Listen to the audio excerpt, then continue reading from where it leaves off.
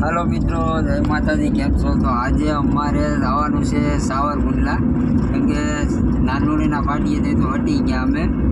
પણ અત્યારે અમારા કાકા જામવાળાના પેંડા લાવ્યા, તો જામવાળાના પેંડા ખાવાના છે. હું તમને બતાવી દઉં.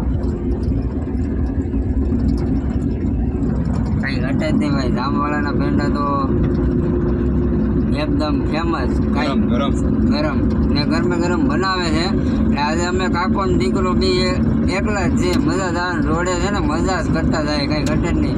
તો અહીંથી પછી સાવરકુંડલાની માર્કેટમાં જો મજા આવશે તો નાનો વિડીયો બનાવશું, તો જોતા રહેજો ને બધા લાઈક કરજો. મિત્રો આવી ગયો છે, આપણે ટ્રેન નીકળી તો હોલ્ટ કરી દીધો. તો પછી ટ્રેન વહી ગઈ, પછી આપણે કાકાને કહી દીધું કે મારો હવે સિલેક્ટ તો કરીએ આપણે હાલતી. તો માર્કેટમાં પહોંચી ગયા છે કુંડલાની.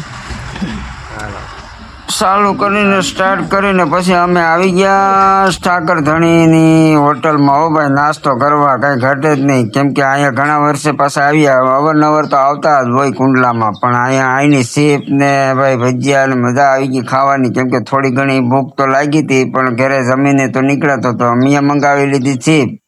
તો અમારા કાળુ કાકાને અમે બંને સાથે નાસ્તો કરી દઈએ ને પછી નાસ્તો કરીને નીકળી જવાનું છે. હું કે આ ગાંઠિયા ને મંગાવવા નથી આપણે, હું કે ભજીયા ને ખાઈએ, બરોબર. તીખી હતી થોડીક, પણ કાંઈ વાંધો નહીં, ધીમે ધીમે આપણે ખાધી છે.